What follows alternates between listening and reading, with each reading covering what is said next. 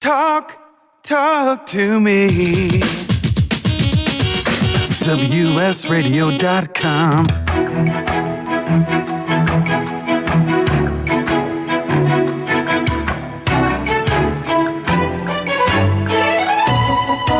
The San Diego Council on Literacy brings you Literacy for All with your host, Jose Cruz. Welcome to the show. I'm Jose Cruz from the San Diego Council on Literacy. You're listening to the Literacy for All radio show, and I think this is our first show of the year. It's 2020. We're in the future, folks. And let's see, what did I not say? Literacy for All radio show, Jose Cruz, San Diego Council on Literacy, WS Radio, and our guest. First guest of the year is from the Juvenile Court Book Club. Welcome to the show, Crystal Culhane. Yes, thank you. I'm so glad to have you. This is actually going to turn out to be a show with a theme. So we have you for the first two segments, and then in the second segment, we're bringing on Daphne Russell. And there's some things that you have in common, because what Daphne has done, she's written a book and also what do you call them, screenplay. And with the topic of materials for teens, things you're going to get them to read. Now, first of all, let's talk about you, and then we'll talk about Juvenile Court Book Club and what you're doing with maybe some reluctant readers also in that teenage group. So tell us about yourself, Crystal. Okay. Yeah, all right. So I'm an attorney here in San Diego. I do intellectual property, patent law.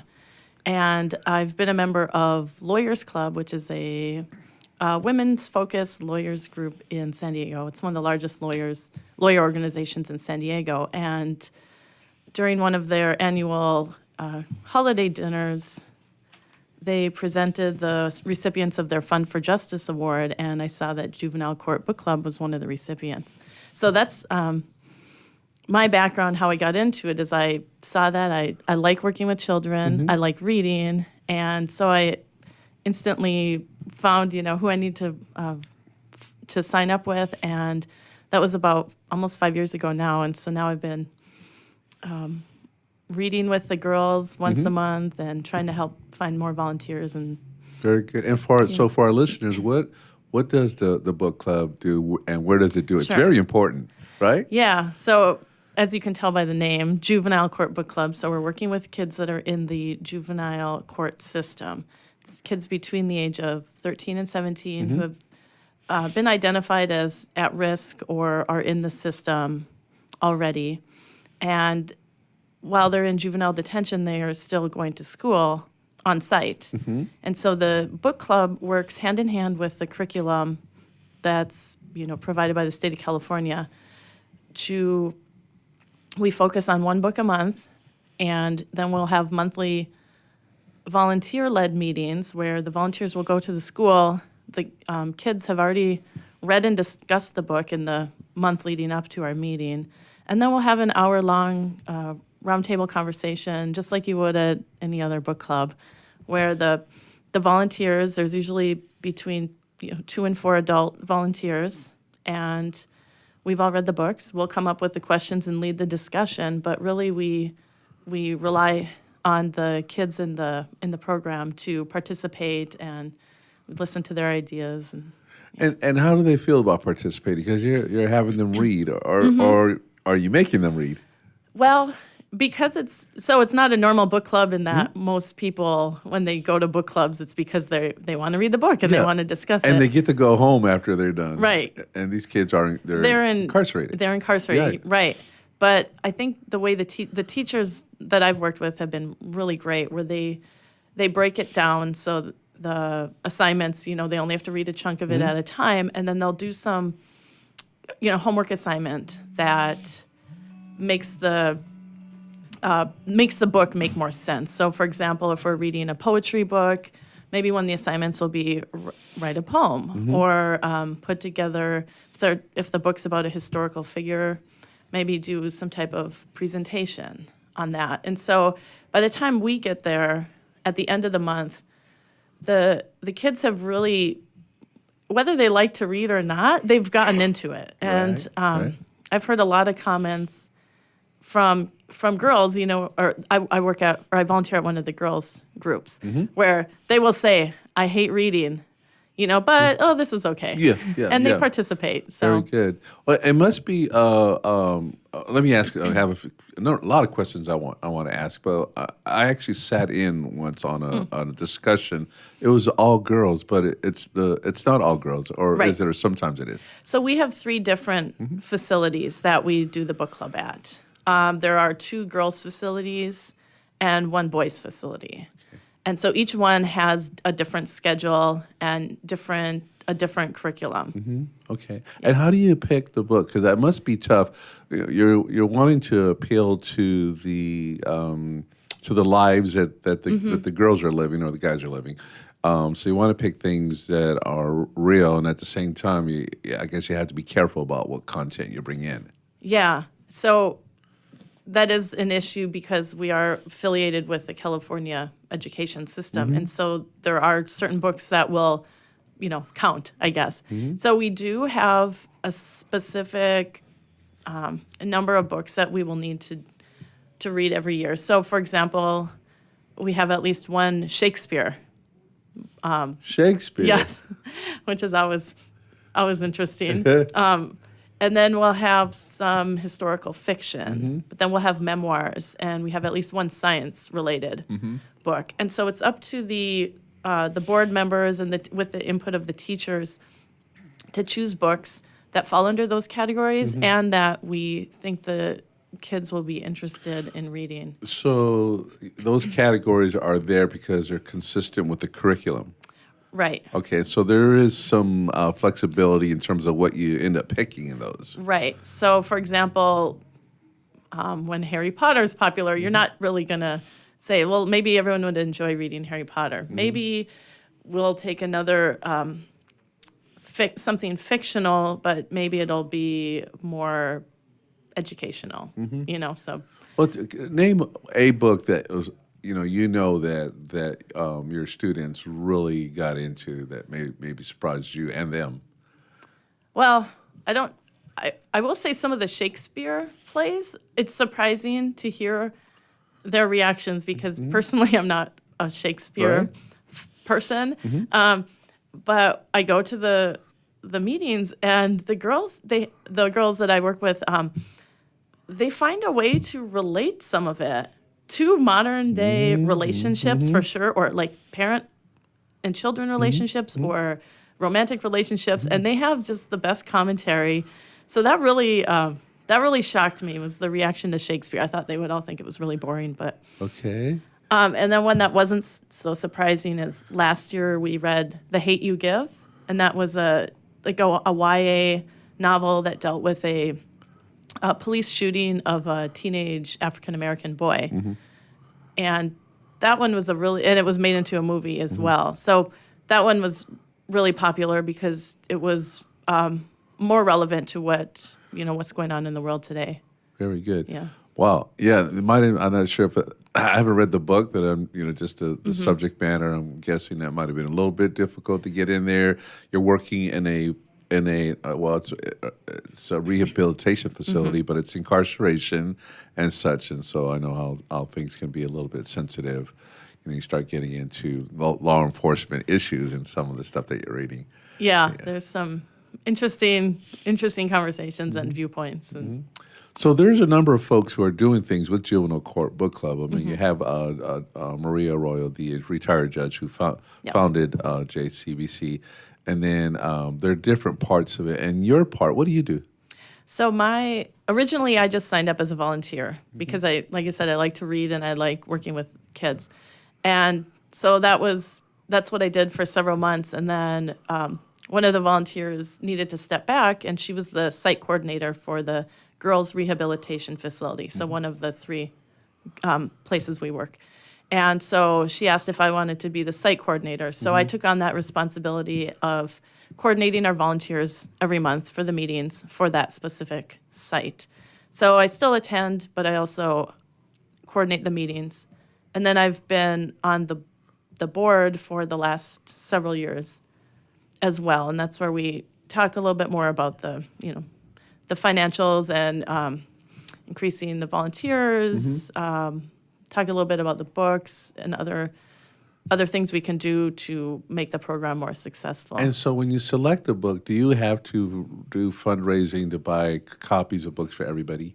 We have, but a lot of it comes from the grants that we get from the different organizations. So, for example, Lawyers Club, like I mentioned, gives some money through their Fund for Justice. And then we've gotten other grants from other charitable organizations. For example, the Dr. Seuss Foundation, the Rancho Santa Fe Women's Fund, San Diego Council on Literacy. Right, yeah. Yes, so we don't have to rely so much on fundraising, though it is nice when we get donations too from libraries. Very good. Yeah. Very good. I have so many other questions I want to ask you, so I'm writing down notes, and we're going to take a break in just a minute or two, and I'll ask you a bit about the difference between working with the boys and the girls and such, and a little bit more about the content, and really why this is so important. Why and how and why it's rewarding to you. So let's do that. Can you tell us if people wanted to be in touch with you or the book club, what would be an email address or a website address? So the website is juvenilecourtbookclub.com, and that lists the dates that we meet. It lists our curriculum, the upcoming schedule for the year, and the 3 different sites where we have our book club meetings. Very good. So we're going to be back with Crystal Culhane. She is the Juvenile Court Book Club board member and also site coordinator for the Girls Rehabilitation Facility site. I'm Jose Cruz. You've been listening to Literacy for All radio show on WS Radio, the worldwide leader in Internet talk.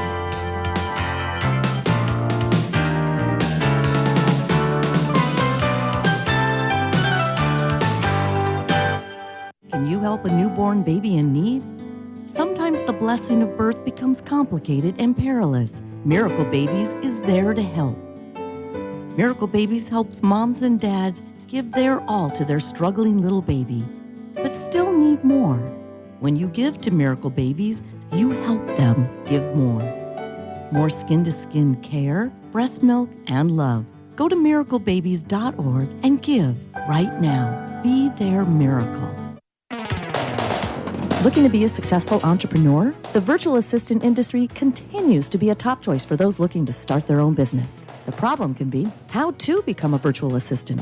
Many turn to the Bible of the VA industry, the book Virtual Assistant, the series, and it's the perfect guide for office managers, executive assistants, and other administrative professionals looking to make the transition from employee to successful business owner. Go to vatheseries.com to get your copy today. Small businesses are the lifeblood of America's economy. Every Thursday, SBA Radio interviews industry professionals and is dedicated to provide small businesses with timely insights and innovations. Visit www.sbaradio.us for details. Homeless veterans and their families are suffering and need our support, but many won't ask or don't know that help is within reach. Veterans Community Services is here to help. Amazingly, about 35% of the homeless in our neighborhoods are veterans with families. Low-income veterans or their friends are encouraged to contact Veterans Community Services and reach out for help with housing and other services. Call now, 800-974-9909. I raised $8,000 to build schools for South African children. After realizing how many people go hungry in San Diego, I now volunteer at a food pantry. I'm spending the next year doing volunteer projects across 3 countries and helping in ways they designate to be the most helpful. The WorldLink program at the Joan B. Kroc Institute for Peace and Justice recognizes the potential of youth as agents of social change. Learn how you can help youth become a generation of leaders in action at peace.sandiego.edu. Can you imagine a world without children? A world where children don't play, or dream, or imagine. At St. Jude Children's Research Hospital, we're working every day to find cures for diseases that strike down children, because we can't imagine a world without children. Can you? Finding cures, saving children. St. Jude Children's Research Hospital. To learn how you can help, log on to our website, stjude.org. Donate cash, furniture, clothes, and other gently used household items to Father Joe's Villages and get a nice tax break in April. Every donation is tax deductible. Believe you can make a difference. Be Father Joe. Go to neighborhood.org or call 1-800-HOMELESS to donate today. Talk to me. WSRadio.com.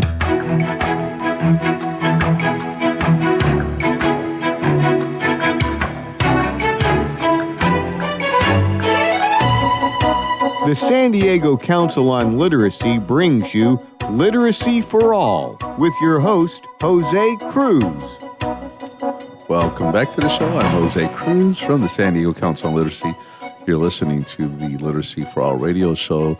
We've been talking to Crystal Culhane. She is she's on the board of Juvenile Court Book Club, but also one of the site coordinators and working in a program where teens who are incarcerated or at-risk teens are put in situations where they belong to a book club. So that's kind of nice, maybe a good way to burn time.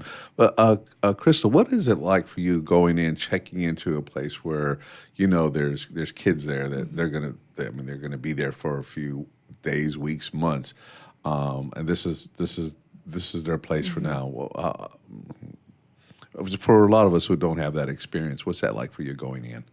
Yeah, I mean, I was the same way before I started volunteering. I'd never been to a place like that. So, you have to knock on the door and somebody has to unlock the door from the inside to let you into the facility. Mm-hmm. And then you wait until somebody else can escort you to where the girls are. So there's, higher level of security. And then the girls all come in and they have the same outfits, the same T-shirt, the same sweatpants, same shoes.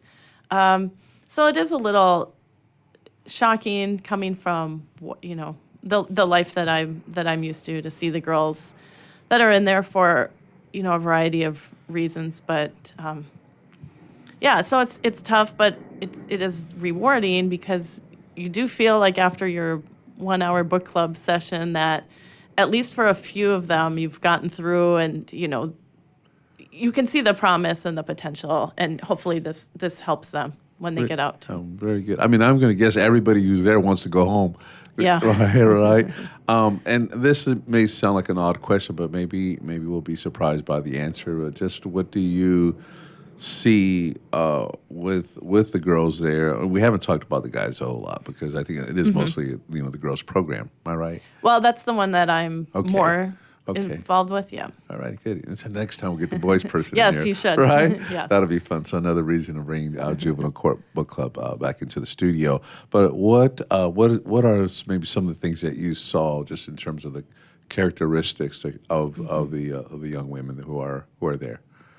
Actually, it spans a variety of different characteristics. I'm not sure what I expected when I went in, but there were some girls that are really outspoken and just really friendly and bubbly, and you wonder why are you here? You seem like a really bright kid. And then there's some that will just sit there, and you can tell they're not invested, they're not interested, and they don't really want to be there. Right. But in general, I would say most of our meetings will have about 15 girls, and there's usually at least 10 girls that want to participate, and they raise their hand and they have thoughtful things to say, and they do really seem like they were interested in learning. And very good. Yeah. Now we have to assume there's going to be a percentage of the girls who struggle with reading, who can't handle maybe the book that's been selected and stuff. What do you do in that case? Yeah, actually, I was just reading some statistics earlier before this meeting, and it says the average 16-year-old juvenile court student reads at the level of a fifth grader. Okay. So that's the average. Yeah. Okay. And most of for a 16-year-old. So I think this obviously helps them because they have to get through the book during the month to do their assignments. But we also have a tutoring program, and that's separate from the book club. And so a lot of times volunteers can't make the monthly book club meetings because they're usually around the lunchtime hour. And so tutoring is another way that you could get involved with the organization. And it's one-on-one, and they need tutors for all kinds of subjects, English, reading, grammar, mathematics, and then GED exam preparation too. So you have people who come in and they're helping at that level. Yes. Wonderful. So let's say you get past that. Hopefully, you got people who they're getting the help that they've needed and they're reading better and such. The question I wanted to follow up with is about the books. Let's see. Hang on a second. I'm losing track of things here. Well, let's just do this. Why is this important? And you're donating your time to this. Why is this important? Why is this needed? What was Judge Arroyo thinking when she started this program? So it's not just about the books and reading books, but it's a way to encourage expression of your thoughts and your opinions in a safe space. It's a way for the girls to learn how to interact with adults or one another in a professional type manner, I guess, or what I'm trying to say. But so it helps them with their interpersonal skills. It helps with the reading, and I have seen or heard from some of the girls where, we might have read a book that particularly spoke to them, and I remember one in particular. It was a book of poetry, and after the book club meeting or during the meeting, she said, "Yeah, I never really knew I liked to write, but we had to write a few poems for assignments, and now it's a way for me to put my feelings on paper." And she discovered a new thing that she had never even thought about doing before. That's priceless. That's priceless. So, poet is born. Yes. Right? And they also discovered that they like poetry. So they're being exposed, some of the women that you're seeing, the young women, to literature, and maybe being put in an environment where they would, if they were somewhere else, they would probably never pick up a book. Yeah. And so this opportunity is there for them. Yeah. I'm trying to think because when we do the next segment with Daphne, she's going to talk to us about a number of books on her list that are a little bit edgy, but really capture the attention of the young people. How far has Juvenile Court Book Club gone in terms of pushing the envelope on this? What would you say is like the most outrageous piece of literature? I mean, in some places, Catcher in the Rye, for example, is banned. I mean, it's right. So can you think of something like that? Well, I don't know if I would say outrageous, but like, for example, last year we read poetry written by Tupac Shakur. And so that's a totally different perspective on poetry that most people probably wouldn't pick up to read. And so that's one. I would say The Hate U Give was very timely and it touched some controversial issues.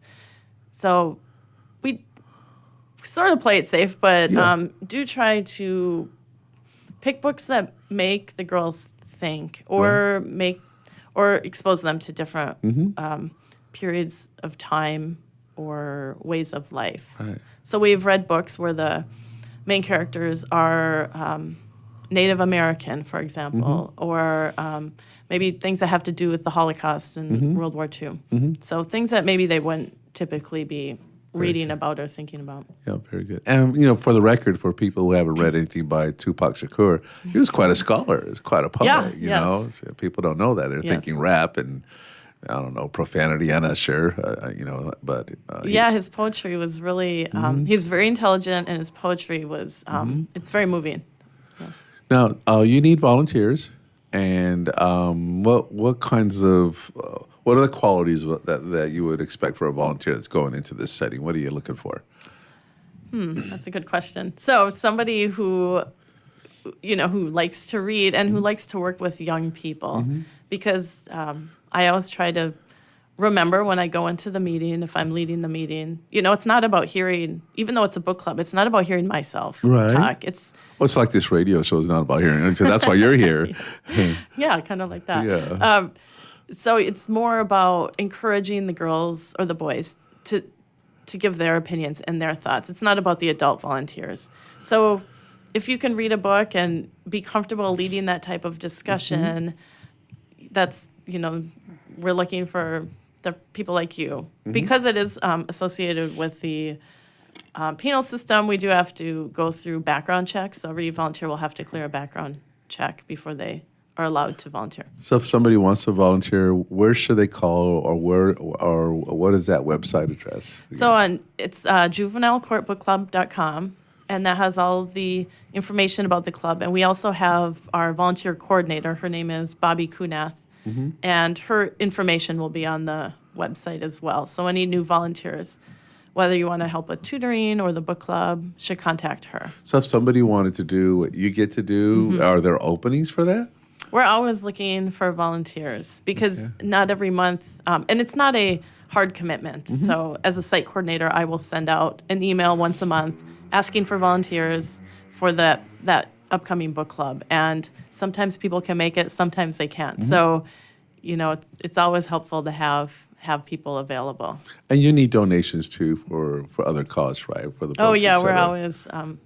always will accept donations Okay. to buy the books, and then say there's a movie associated with the book or Oh, other yeah. teaching materials, not just books. We try to get that as well. Plus, we have Spanish versions of some of the books. Okay. So yeah, there's always things to buy with the money. Very good. So glad, Crystal, to have you on the show and to learn more about Juvenile Court Book Club. You're doing great work. And it's not just the exposure to the literature, but also opening up the possibility of some of the young people becoming writers. So thank you. Let's have you back, maybe somebody from the boys facility. But thank you again for joining us. You've been listening to the Literacy for All radio show on WS Radio, the worldwide leader in Internet talk.